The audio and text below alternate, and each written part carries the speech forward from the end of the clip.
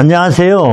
아틀란타 호프TV 임경철 목사입니다.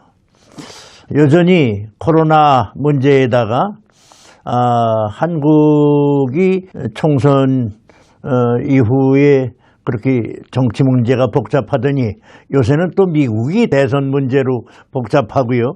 그러는 와중에 여러 가지로 고생하는 분들이 얼마나 많으세요. 또 이 사업이나 직장이나 열지도 못하고 나가지도 못하고 다 힘드시는 줄 압니다. 게다가 젊은이들이 얼마나 스트레스를 받을까 그런 생각을 합니다.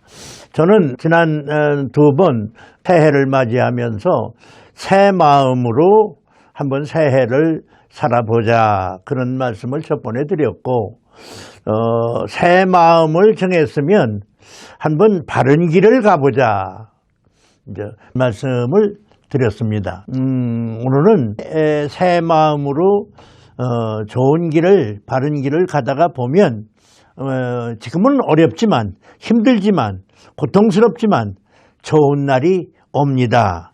그런 말씀을 드리려고 합니다. 성경 말씀 베드로전서 3장 10절 11절에 있는 말씀을 보면 생명을 사랑하고 좋은 날 보기를 원하는 자는 혀를 금하여 악한 말을 그치며 그 입술로 거짓을 말하지 말고 악에서 떠나 선을 행하고 화평을 구하며 그것을 따르라. 그런 말씀이 있습니다. 좋은 날이 오는데 좋은 날을 보기를 원하면 이렇게 해라 하는 말씀을 베드로 선생님이 가르쳐 주신 것인데 베드로 선생님이 젊어서 또 예수님을 영접하고 수제자 노릇을 하고 그러면서 힘든 일도 많이 있으셨겠지요.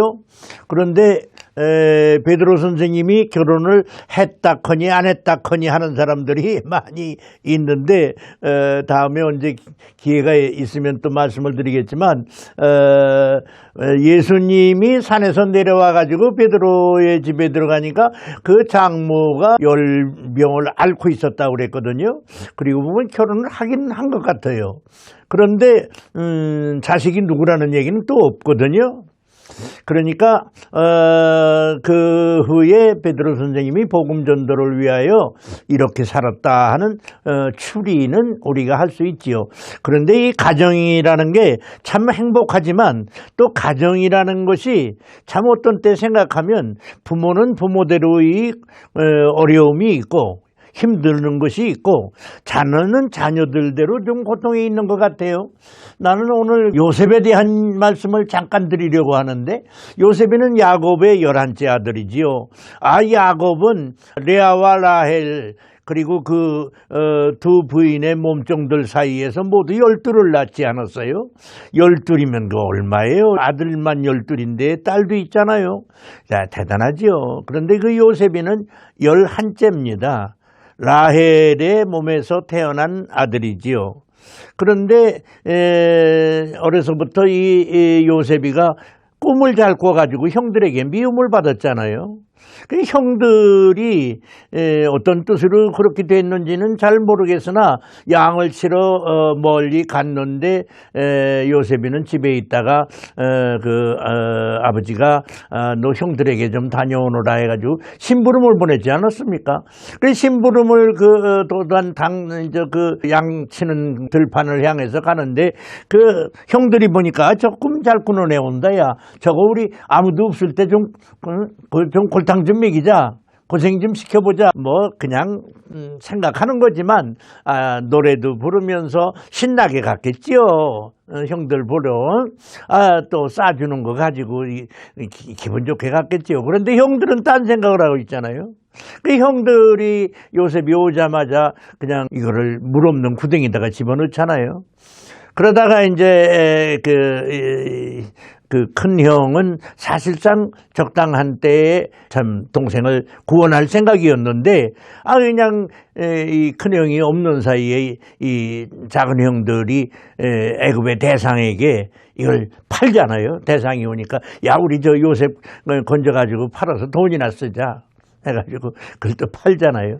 그래서 이제 이렇게 팔려가지고 요셉이가 애굽으로 그 사막에 이렇게 걷다 태우다 해가지고 이제 애굽으로 팔려온 거지요. 그래서 결국 노예 시장에서 요셉이가 팔려가지고 포티바르 집에 팔리죠. 포티바르이 시위대장 아닙니까?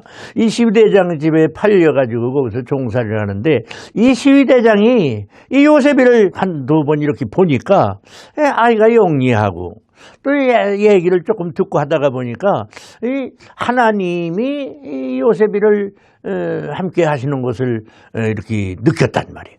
그래가지고 그 요셉에게 이 보디발이 그 집안 살림을 다 맡겨서 가정 총무를 맡겼지요. 그랬더니 이 살림이 자꾸 늘잖아요. 그래가지고 거기서 1년 지나 2년 지나 자꾸 부자는 되고 그렇게 하니까 재미가 나잖아요. 재미나게 사는데 이것이 세월이 빠른 거지요. 세월이 빨라서 종살이를 11년을 했습니다. 11년을 했는데 그 요셉이가 팔려서 거기 올 때가 17살이에요.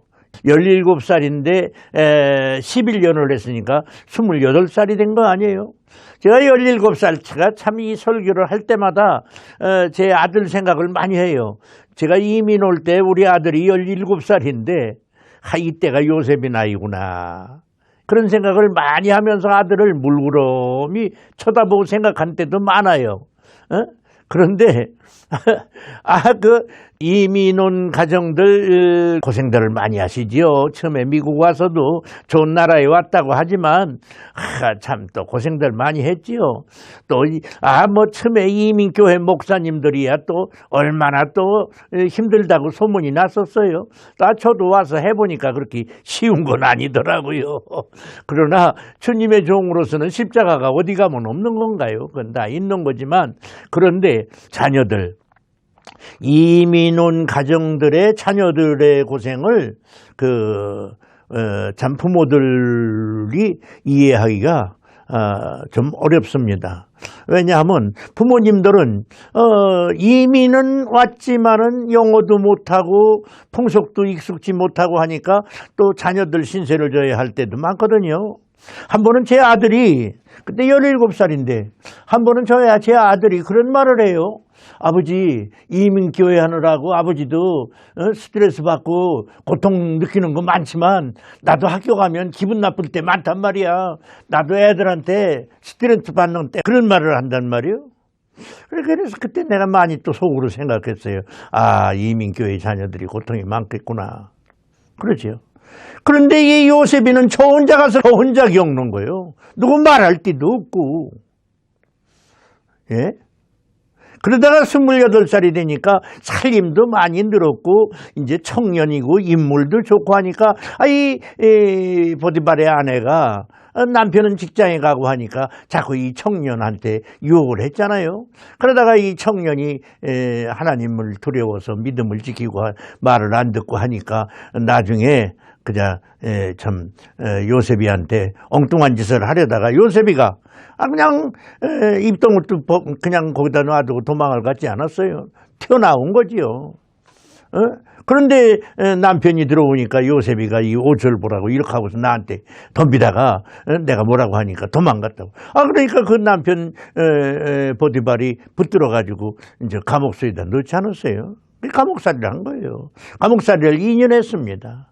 2년 하고서 이제 술 맡은 관원, 떡 맡은 관원이 그 옥에 들어와가지고 이제 같이 옥살이를 하는데, 그래 참 옥에 들어가면 또 옥에 동문이 생긴대요. 그래서 옥에서 또 이렇게 선후배도 생기고 또 옥에 갔다 온 분들은 또 그런 얘기를 재미있게 하더라고요. 가부간에 요셉이가 이제 거기 있는데 떡 맡은 관원이나 술 맡은 관원이 꿈을 꾸고서 그것 때문에 고민을 요셉이가 얼굴을 보니까 수심이 가득하단 말이에요. 뭐 때문에 그렇게 얼굴이 근심이 가득 가득합니까? 그러니까 아이고 우리가 내가 꿈을 꿨는데 이 꿈이 이렇다 이래 풀어줄 사람이 없다. 풀어줄 사람이 없다 그러니까 요셉이가 하는 말이 그 푸는 거야 어디 우리 마음대로 풀어지는 겁니까? 하나님이 풀어주셔야 되는 겁니다. 하나님이 풀어주시면 되는 겁니다. 한번 말이나 한번 해보시오 하니까 말을 했잖아요. 그래서 요셉이가 풀어준 것이 당신은 사흘 후에 이렇게 풀려나가가지고 다시 복직이 돼서 임금한테 술잔을 올릴 것이고 당신은 사흘 후에 복직은 되나 풀려는 나가나 당신은 이렇게 벌을 받아서 죽게 될 거라고 이렇게 풀어줬잖아요. 같은 꿈을 꿨는데 같은 관원인데 같은 사흘 후의 문제인데 인생이라는 게 또 그렇게 달라지더라고요. 그런데 하나는 나가서 죽고 하나는 이제 복직이 돼서 이렇게 된 거 아니에요. 그래서 바로의 이제 술 맡은 관원이 그 지위가 좋은 직위랍니다. 그런데 이 바로가 또 꿈을 꿨단 말이에요. 그게 무슨 꿈을 꿨냐? 여러분이 다 아시는 대로 살찐 소가 7마리 나와가지고 이렇게 왔다 갔다 하는데 또 깡마른 소가 나오더니 그 살찐 소를 잡아먹는 꿈을 꿔. 또 조금 있더니 아주 보리이삭이 통통한 것이 7이삭이 나오는데 빼짝 마른 보리이삭이 나오더니 그 살찐 보리이삭을 또 쫙 갉아먹고 이런 꿈을 꿨는데 바로가 이것 때문에 고민을 하니까 이 술 맡은 관원이 이때까지 요셉이에 대한 생각을 깜짝같이 잊어버렸다가 그 바로 임금이 다 또 온 나라에 그냥 박사님들을 다 모아가지고 꿈을 풀을래야 풀지를 못하고 고생하는 걸 보고서는 그 요셉이 생각이 나서 그 요셉이 얘기를 하니까 바로가 그래 그 히브리 청년이 어딨냐 그래가지고 불러내지요.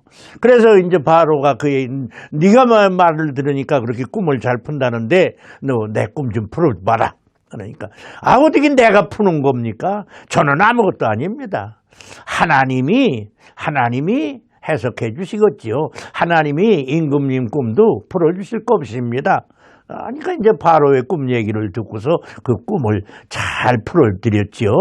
7년은 풍년이고 7년은 흉년이는데 장나의 애굽 나라가 이렇게 될 겁니다. 임금님은 이걸 대책을 세워야 됩니다. 하니까 이 임금님이 이 바로가 세상에 이런 사람이 어딨냐 해가지고 이 요셉이가 그때 30살 아니에요. 30살인데 이제 애굽의 국무총리요. 요새로 말하면 국무총리 이제 부통령도 없고 국무총리가 되는 거예요. 그때 임금님이 인장 반지를 꺼내서 끼워주고 목에다 금고리를 걸어주고 이 로브를 가운을 입혀주고 거다가 버금 수레를 태우고 하니까 내가 임금 의자만 하나 내가 임금 의자지 네가 임금 권리 다 네가 가졌다 이러지 않았어요. 그래서 참 풍년 들고 흉년 들 때 그걸 다 요셉이가 해결했는데 그런데 창세기 41장 보면은 내가 오늘 꼭 하고 싶은 얘기가 그 말씀인데 이 바로 임금이 요셉이 장가를 들여줘요. 카이로에서 북쪽으로 조금 떨어진 곳에 그 온이라고 하는 말하자면 도시국가가 하나 있는데 그 온의 제4장 보디베라의 딸 아스낫이라고 하는 처녀를 골라서 장가를 들여주지요. 가정생활을 하게 됩니다. 그래서 가정생활을 하는데 가정생활을 참 행복하게 해요. 그래서 저는 재미나게 말씀드릴 수 있는데 요셉이가 내가 말이야 국무총리인데 내가 국무총리가 되니까 바로 임금은 고사하고 나라의 대신들이 나를 사위 삼으려고 야단치더라 이런 소리를 요셉이가 한 번도 한 적이 없어요. 그리고 이 아스낫이라고 하는 여자도 경건한 여자예요. 남편 중심으로 사는 여자예요. 이 아스낫이라고 하는 여자도 당신 말 들으니까 시위대장네 집에서 그 부인이 어땠다는데 그거 누가 그 사실을 어떻게 알아? 왜 옥살이는 했어? 하고 요셉이한테 우리말로 말해서 긁어대는 얘기를 한 번도 한 적이 없어요. 행복하게 살았어요. 그래서 아들 둘을 낳은 겁니다. 그 아들이 첫 번째 아들이 므낫세고 두 번째 아들이 에브라임입니다. 그 첫 번째 아들은 말하자면 그 므낫세라는 이름이 내 고향 아버지 어머니에 대한 또는 형제들에 대한 아픔, 고통스러움을 다 잊어버린다. 과거는 잊어버린다 하는 뜻에서 므낫세라고 이름을 지었고, 두 번째 에브라임은 내가 이 땅에 와서 이렇게 됐으니 여기서 창성하게 된다 해가지고 에브라임은 창성하다는 뜻이에요. 정말 이 가정이 복입니다. 정말로 가정이 복입니다. 요새 코로나 때문에 가정이 복잡한 집안이 얼마나 많아요. 뜻밖의 엄마가, 뜻밖의 남편이 세상을 떠나는 집도 있고, 요새 또 이 국가적으로 봐도 이 정치에 가담한 이들 때문에 자식들이 고생하는 집이 얼마나 많아요. 자식들이 생고생합니다. 그거 부모님들이 자식들 잘 키우려고 마음은, 희망은 대단히 가졌는데 자식들이 이렇게 어려울 때 어떻게 고통당하는지는 생각 못했을 거예요. 그런데 요셉이는 그 저희 형들을 찾아갈 때는 기쁜 마음으로 갔고,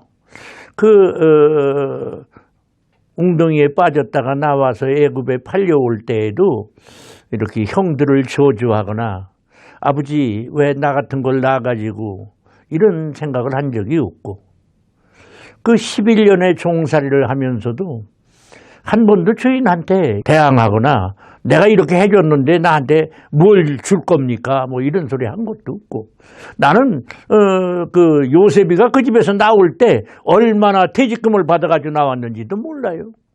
그런데 요셉이는 신경이 없는 것 같아. 그렇게 하고 그 요셉이가 그 떡 맡은 관원의 술 맡은 관원의 꿈을 풀어줄 때도 꿈을 어떻게 하나님이 푸는 거지 내가 푸는 겁니까? 그 바로 임금에게도 그렇게 말했잖아요. 풀어주시는 분은 하나님입니다. 내가 뭐를 압니까? 이런 믿음을 가지고 이런 생각을 가지고 인생을 살아가니까 그 어린 17살 배기의 앞날이 이렇게 풀리더라 이 말이에요. 그래서 나중에 아버지와 형제들을 다 구원하고 그 애굽 백성을 먹여 살리고 얼마나 훌륭한 좋은 날이 됐어요. 사랑하는 우리 형제자매 친구 동역자 여러분, 오늘 우리가 잘 이겨냅시다. 우리 또 사랑하는 자녀들이 잘 이겨내기를 바랍니다. 오늘 이 어려운 때를 잘 이겨내서 요셉이가 좋은 날을 맞이한 것처럼 우리의 자녀들에게 좋은 날이 오기를 간절히 바랍니다. 감사합니다.